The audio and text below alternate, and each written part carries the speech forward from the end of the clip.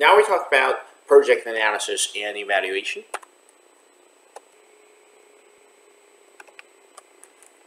We first will talk about some scenario analysis and other what-if analysis, and the break-even analysis. We will talk about different kinds of break-even quantities. In the previous lectures, we talked about NPV and using NPV to evaluate whether to accept or reject a project. It's a good start. Now we need to take a closer look about the other scenarios. For example, how sensitive is our NPV to changes in the cash flow estimates? The more sensitive, the greater the forecasting risk.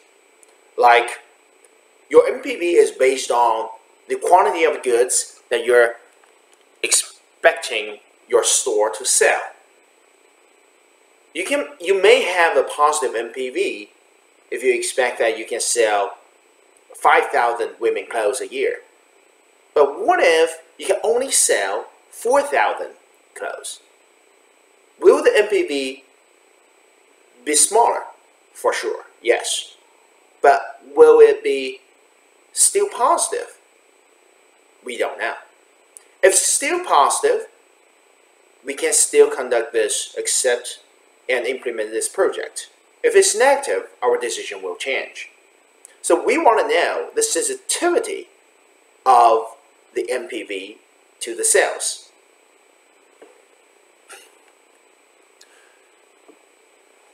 To analyze the sensitivity, we have several analyses. The first one is scenario analysis. It's called scenario analysis basically because we ask what happens to the NPV under different cash flow scenarios. We usually look at several scenarios. The base scenario, that is, if everything is just on average, how much quantity of goods we can sell. And we have some best case and worst case. Best case is like if the environment, business environment, is turning to be very good, to be almost at the like the best in history. For example, maybe the government has some very good policies. Maybe the economic boom is happening. Then people just have money. Or for whatever other reasons, people just want to spend more money to buy your product. Then you can have this best case.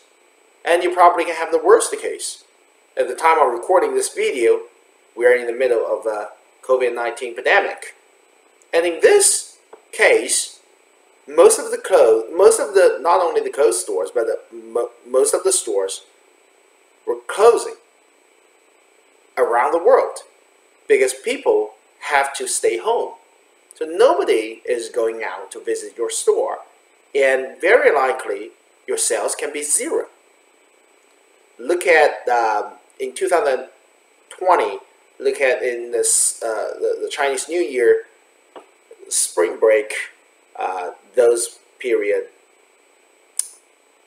Most of the restaurants' revenue can be zero because the restaurants really need people to visit them, but they don't really have any visitors. They don't have any customers. So their worst case should be zero quantity of sales. Best case and worst case are not necessarily probable, but they can still be possible. Although the probability is small, but it still can happen. Like 1 year ago, if you say, what is the probability to have most of the stores close in the world? And it affects every country. What can happen to make the airlines companies to face the real risk of bankruptcy in several months? People will say like the probability is almost a zero. Yes, the probability is zero, but it did happen. Okay, and we are still in the middle of it.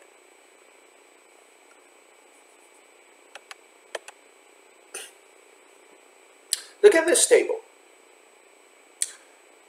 The first row is the base case. That means if we sell on average amount of quantity, we will have a net income of 19,800, and the cash flow will be 59,800. Based on the financials, we can calculate the net present value, which is positive. We can also calculate the IRR. The internal rate of return is as high as 15.1%. In the base case, we want to conduct this project because it's very lucrative. The second row talks about the worst case. In the worst case, you lose money, and the net income is negative 15,510, and the NPV is negative, and is a lot negative, and the IRR is very negative at almost minus 15%. In the best case, you can earn a lot of money. Your net income can be as high as 59,730, and your NPV is very high at 159,000, and your IRR is incredibly high as 40%. So in this scenario analysis, we know that if everything is normal, on average, we want to accept this project. But it can happen that we will lose money in the worst case. This is what the scenario analysis is telling us. Now let's talk about the sensitivity analysis. In scenario analysis, we talk about the best case and worst case, and how the NPV will change compared to the base case. Here in the sensitivity analysis, we want to see how the NPV will change when a variable that we are interested in changes. That is the volatility of the NPV in relation to a specific variable, like the quantity sold. Look at this table. In the first row, it's about the base case, where we can sell 6,000 unit sales. 6,000 unit, like women clothes. And our NPV is positive, 15,000 and more. And our IRR is 15%. In a worst case, we sell somehow 500 unit less. And when we sell less product, we face a lower NPV of 8,000. And the IRR is reduced from 15 to 10%. In a better case, when we sell 500 more, our NPV goes up substantially. Our NPV almost doubled. No, not almost doubled. More than doubled. Okay, to 39,000, and our IRR goes up to 19, almost 20%. So in this case, it means that the NPV is, just by looking at these numbers, I think it's quite sensitive to the unit sales. When the unit sales goes down by less than 10%, maybe just 8%, the NPV can go down by half, and IRR can go down by 1/3. When the unit sales go up by less than 10%, the NPV will double or even more. Okay, it goes up by 100 and let me just go. Should be 150% increase. That's a lot. When your unit sales are going up by like 9%, 8%, your NPV will go up by 150%. That's a lot, and your IRR will go up. So this project, in my view, is quite sensitive. You can imagine that when you can only sell maybe 4,000, you probably will lose money, or even just 4,500, you will lose money. Okay, why is that? Because for the initial 4,000 or 5,000 sales, your revenue is going to be covering the fixed cost, like the decoration of your store. If this is about the women clothes selling. So this is a very sensitive project, and you should be very cautious in deciding whether to accept it or not. So we talked about scenario analysis. That is, when we are talking about the base case, we are talking about the average sales. And when we are talking about the scenario, worst scenario and best scenario, we are talking about the extreme value of most and the smallest amount of sales. And when we are talking about sensitivity analysis, we are talking about how we change the average value a little bit to the right, to the left. So NPV is a function of quantity. So think about that. This is a function. Well, I don't have a board, so I cannot show you like I write in the blackboard or whiteboard. But you can imagine that the horizontal axis is the quantity, and the vertical axis is NPV. So NPV is a function of the quantity. And when quantity changes, the NPV will change. When quantity is going up, the NPV will go up. When quantity goes down, NPV goes down. So you want to see when quantity goes to very, very high, the NPV will go to a very high level. And when quantity goes to very, very low, it's the worst case, the NPV will go to how low. And how low the NPV will go to.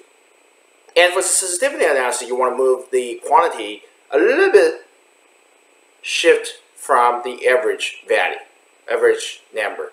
Then you want to see how the function changes. Basically, if you learned calculus before, it is to calculate the derivative of NPV to the smallest change of unit sales.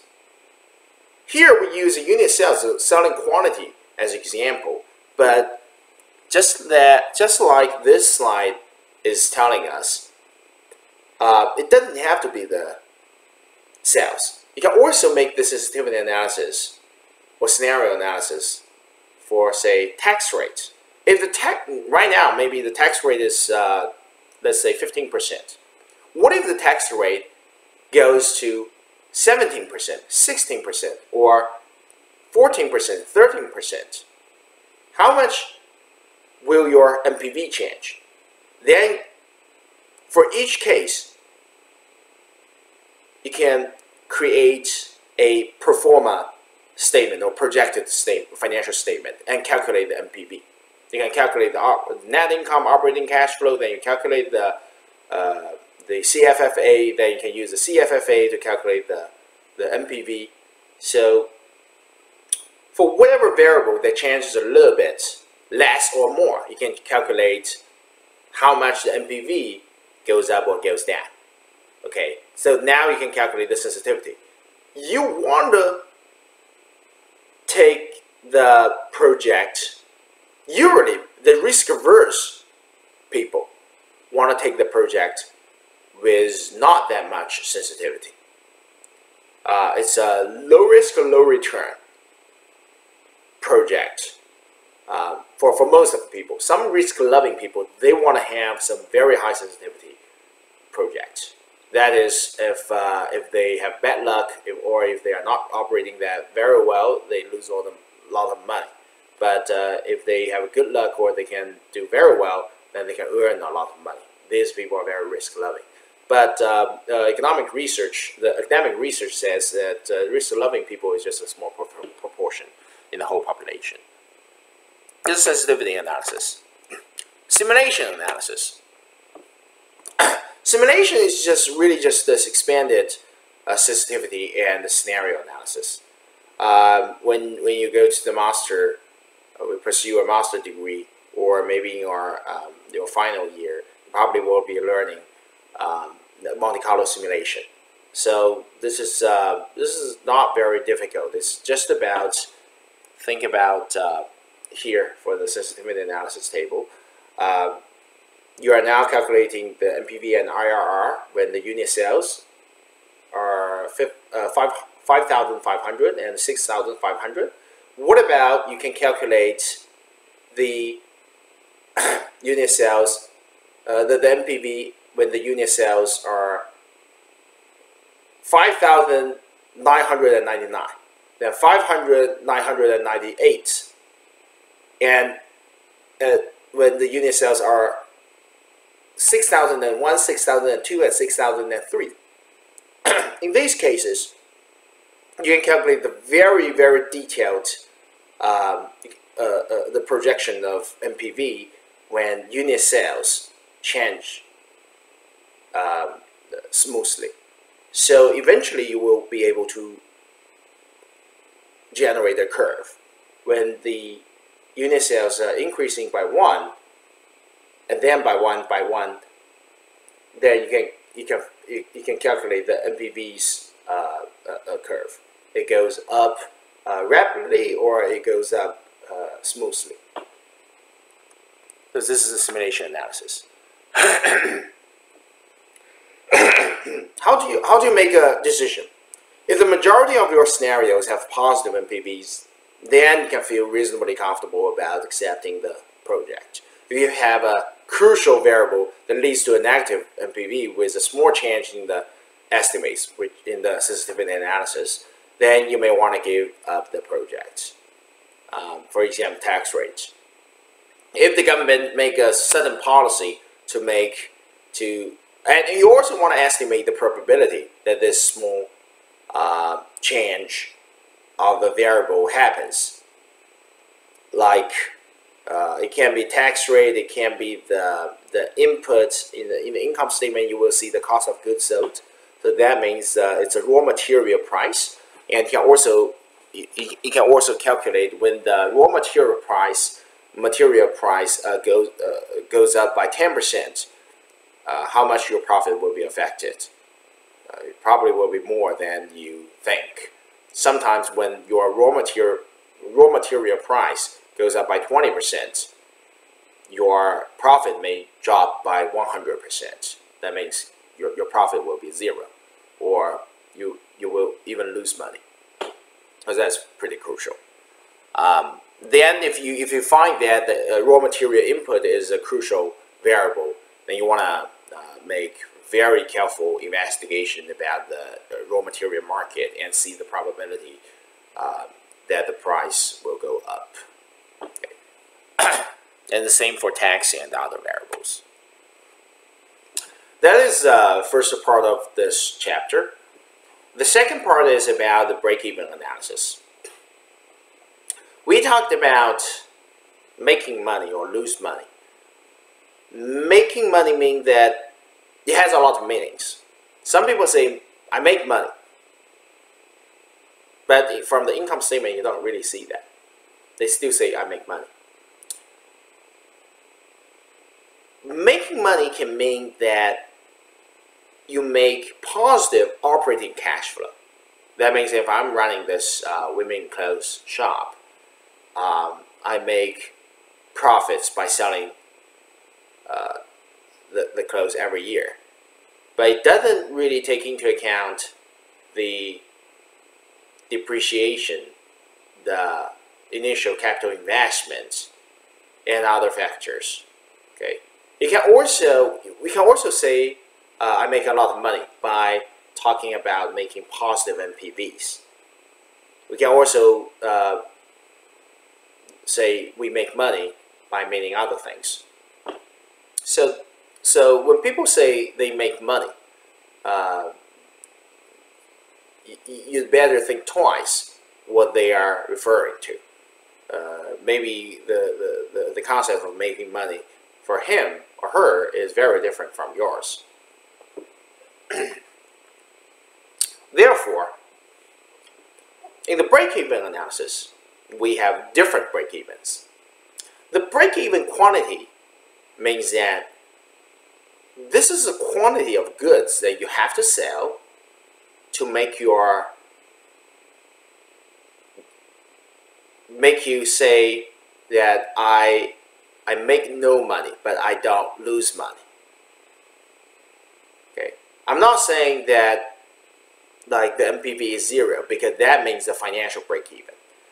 We have 3 kinds of break-even quantities.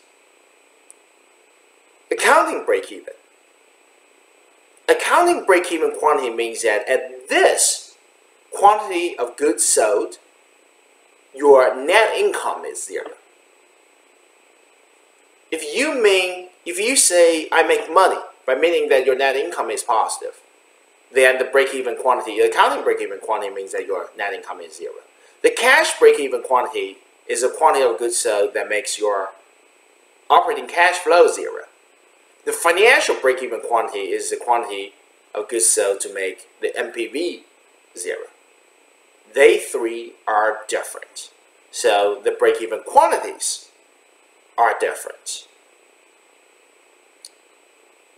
If you're taking my course, I can almost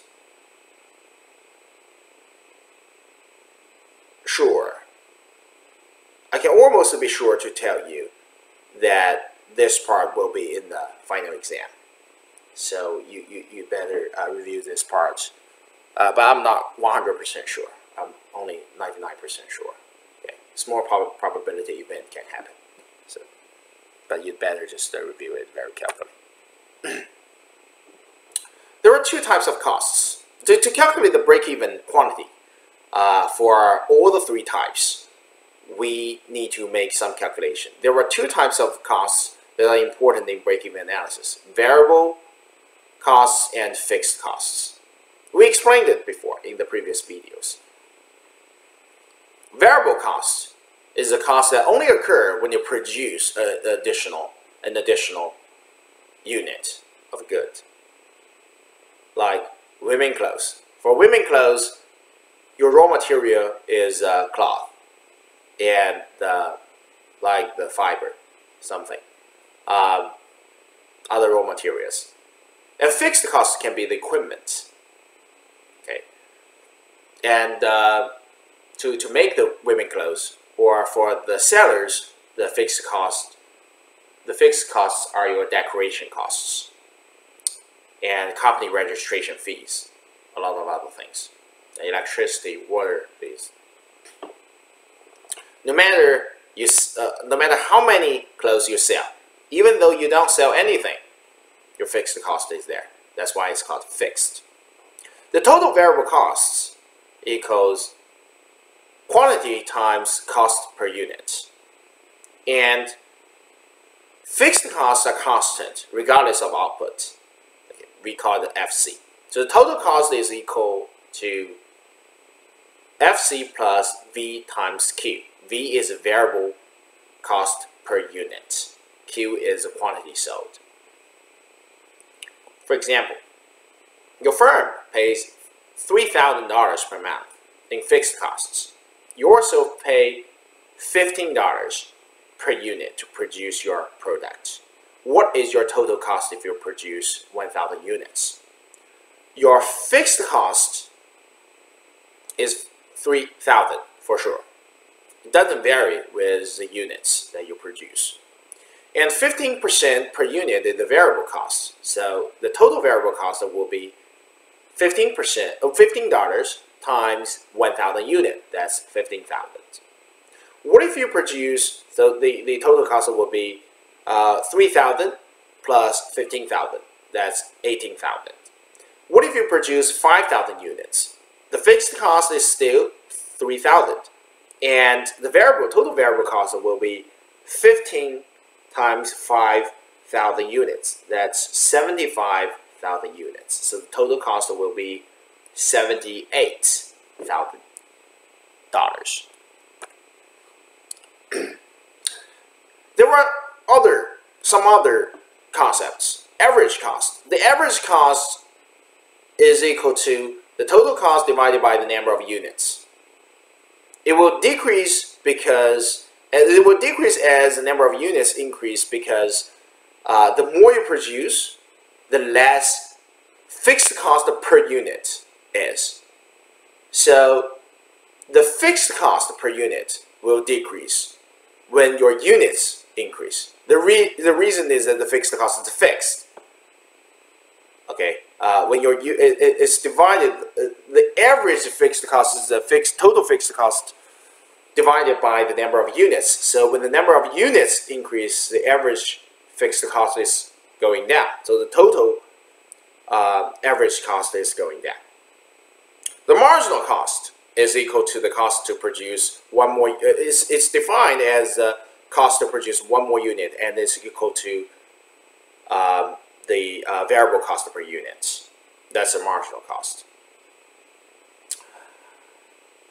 For example, what is the average cost and marginal cost under each situation in the previous example?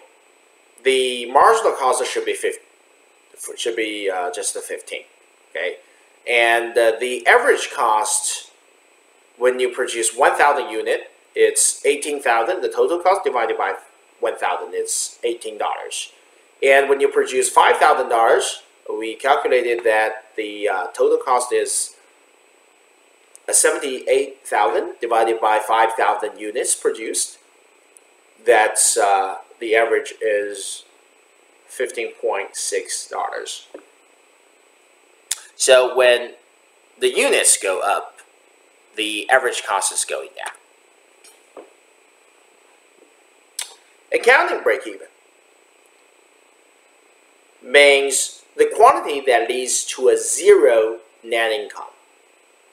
Okay, it's a definition. It's a definition here. Accounting break-even is net income is a quantity to make net income zero.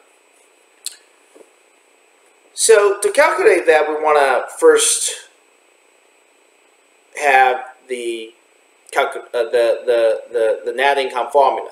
The net income is equal to, based on the income statement, is sales minus total cost, or minus variable cost minus fixed cost minus depreciation. Okay, this is EBIT, earnings before taxes and interests. And we assume that the interest cost is zero. So the after-tax income is the sales minus total cost minus depreciation, multiplying 1 minus t. Okay, and that is net income. To solve this, we need to be very clear that sales is equal to Q times P. P is a unit price, the market price to sell a women's clothes or other units. And the quantity is the number of goods sold. The variable cost is equal to the small v, the lowercase v, the variable cost per unit times Q, minus the fixed FC minus the depreciation, okay, which is also fixed here. And to make this zero, we can solve that Q is equal to FC plus D divided by P minus V. But more generally,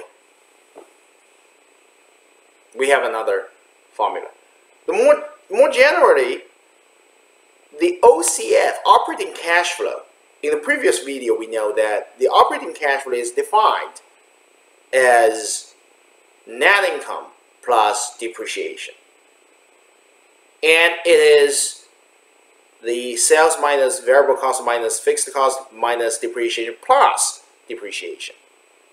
And it can be further written as PQ minus VQ minus FC minus D plus D. So minus D plus D cancel out. Then you have the P minus V times Q minus FC. Therefore, Q is always, remember that this is always true. This is not the break-even number. It's just a true. Q is always FC plus OCF divided by P minus V.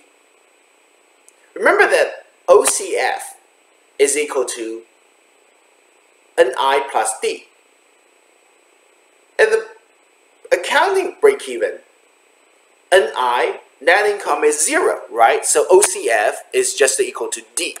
That's why we have the formula in the previous slide, that Q is equal to the accounting break-even quantity Q is equal to FC plus D divided by P minus V.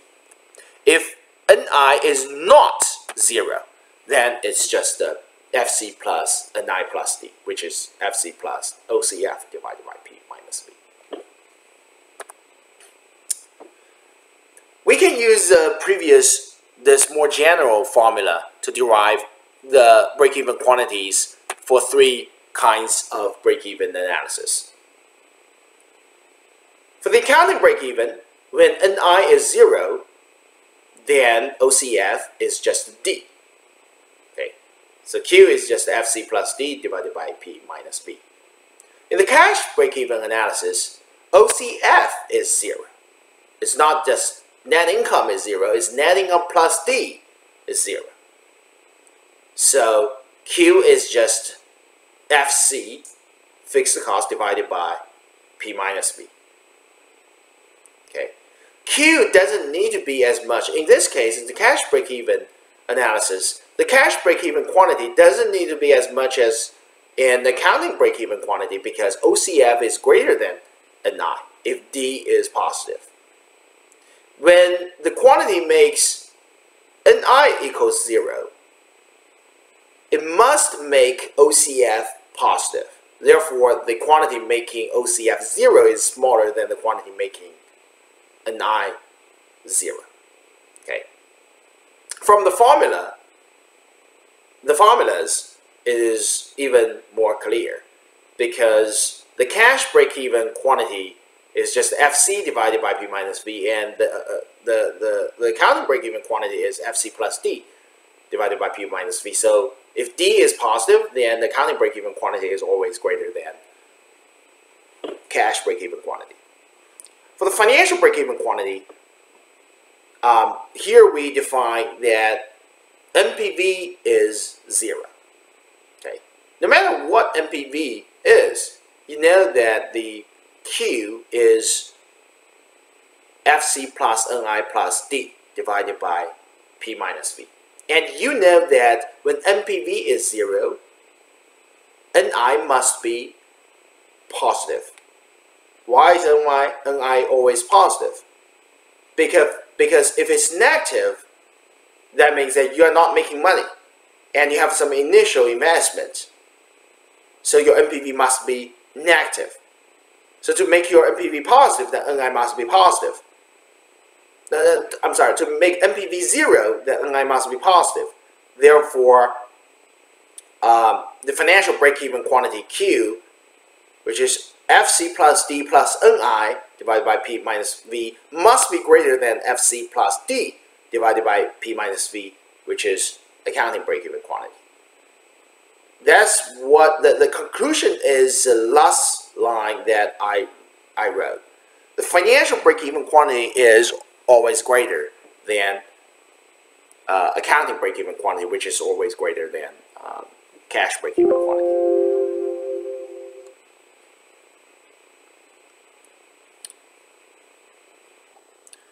Let's take a look at this example. Considering the following project, a new product requires an initial investment of $5 million and will be depreciated to an expected salvage of 0 over 5 years. That means that every year, depreciation is $5 million divided by 5 years, which is $1 million per year. The price of the new project, the new product is expected to be $25,000, and the variable cost per unit is $15,000. The fixed cost is $1 million. What is the accounting break-even point each year? So depreciation is $1 million. Fixed cost is $1 million. And the accounting break-even point quantity is FC plus D, so 1 million plus 1 million divided by the P minus V, which is the price minus the variable cost per unit. And that's 25,000 minus 15,000, which is 10,000. And 2 million divided by 10,000 is 200 units. That means if you can sell 200 units for this product, you will be accounting break-even. Your net income will be 0 to just cover the fixed cost and depreciation. Sales volume and operating cash flow. What is the operating cash flow at the accounting break-even point, ignoring taxes? Then your operating cash flow is sales minus VC minus FC. Sales is 200. Okay, 200 units in the previous example. The 200 units are the accounting break-even quantity times the price, 25,000 minus the variable costs, total variable costs equaling 200, which is quantity, times the 15,000 minus the 1 million fixed cost minus 1 million depreciation plus the 1 million depreciation. So you have $1 million OCF. Actually, you don't have to calculate this complicated because OCF is always net income plus depreciation. Since at the accounting break-even quantity, your net income is 0, then your OCF must be depreciation, and the depreciation is $1 million. That's why your OCF is $1 million, which is quite straightforward. What is the cash break-even quantity? So you want to make an OCF 0. And OCF is P minus V times Q minus FC minus D plus D. That means just minus FC. So your quantity must be OCF plus FC divided by P minus V. And since OCF is 0, it's just the 1 million FC, fixed cost of 1 million, divided by P, 25,000 minus V, 15,000. And you have 100 units. Like I said in the previous slide, that accounting break-even quantity is always smaller, is always greater than the cash break-even quantity. And considering the previous example, what about the financial break-even point? Okay. Assuming a required return of 18% and accounting break-even is accounting break-even quantity is calculated as 200 units, and cash break-even is 100. And how do you calculate the financial break-even quantity? And I'm kindly reminding you that this is quite possibly be included in the final exam. So you want to be very careful with this. If there is a probability that it doesn't, it's not in final exam. So I'm not saying I'm pretty sure about this. I'm pretty sure about it, but I'm not 100% sure about it. Like, back to the question: what is the financial break-even point here for this example? So you wanna ask yourself, what OCF or payment makes NPV 0? Okay, because for financial break-even quantity, you know that Q is FC plus NI plus D, or FC plus OCF divided by P minus V. Here, the NPV is 0. It doesn't mean that OCF is 0. So you want to know the OCF because you already know what FC, fixed cost, is. You already know the value of P and V, so you just want to know the OCF. So here we want to calculate the OCF. If NPV is 0, then the PV, the present value of the future cash flow, because NPV is calculated from the as the present value of the future cash flow, OCF, then it must be equal to the initial investment. If NPV is 0, that means the PV of future cash flow, OCF, minus initial investment, which is the definition of NPV, is 0. So they two must be equal to each other. The initial investment is $5 million. The projects, how do we know this? We know this from this slide. Is that a new project requires an initial investment of $5 million, and we would depreciate it to a salvage of 0 over 5 years. So here we know the initial investment is $5 million, and the project lasts 5 years, so N is 5. To calculate the, so it's just like a cash flow calculation question in our present value lecture, if you still remember. The PV is 5 million, and the N, the number of periods, is 5. The return is 18. Required return is, or the interest rate is 18%. So you can calculate the cash per period is 1,598,889. Okay, this is the OCF. So you plug this number into the formula. Is fixed cost FC plus OCF. FC is 1 million, and the OCF is the number that we just calculated, divided by P minus V. Then we know that Q is 260 units, and it is greater than the 200 accounting break-even quantity, which is greater than the cash break-even quantity 100. Okay. So the question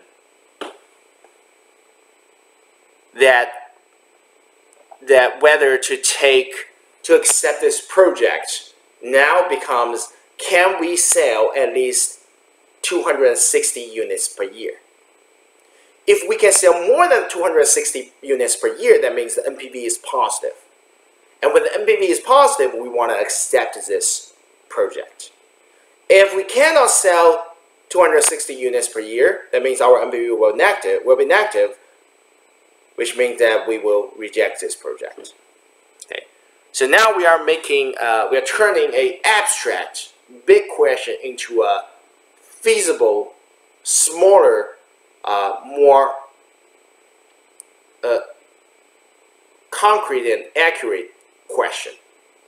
So turn whether or not to accept this project to how many products we have to sell, and can we sell this many products.